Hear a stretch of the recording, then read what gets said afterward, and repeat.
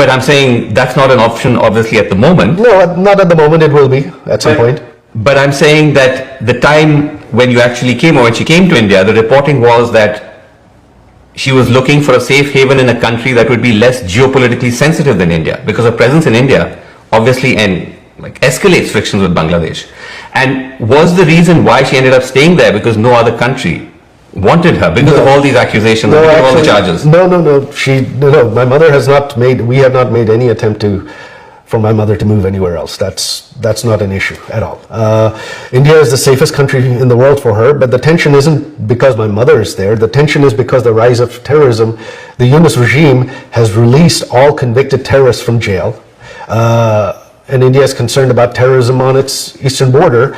Pakistan has been given a free hand inside India. Actually, Mr. Wazir, the tensions are because Bangladesh is accusing your mother of making incendiary statements while on Indian soil. So that's a huge point of friction between both countries. So you're saying, as just one reason. The number two reason is the fact that India is refusing to extradite her. Right. So I'm saying those are major. I know. So you're saying basically the Yunus regime is complaining that my mother is using her freedom of speech.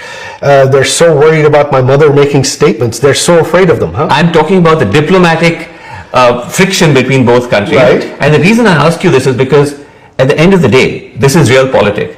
And do you think it's tenable for India to withhold the extradition request indefinitely? Because ultimately governments change. The Indian government is already doing outreach with potential new rulers in Bangladesh. So there may come a time when they say, listen, we're not able to sustain this anymore. An extradition request involves a judicial process.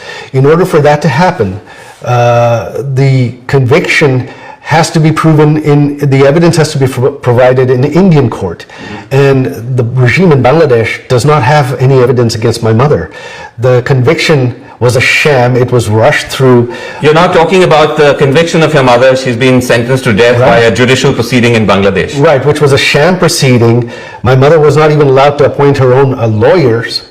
And the laws were changed, which this regime, in order to enable that trial, without parliament you cannot change laws. No, on the extradition process, the underlying judicial process has to follow due process. Without that, there can be no extradition. But ultimately, as you know, Mr. Wazir, these are also political calls, because when she came to India and she ended up staying there, it was a political decision of the government to allow her to do that. And I'm saying that politics is a fluid beast. Well, the reality can change, and I'm simply asking you that is there a plan B?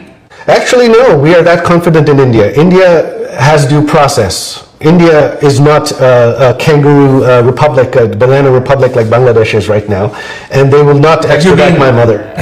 Are you saying you've been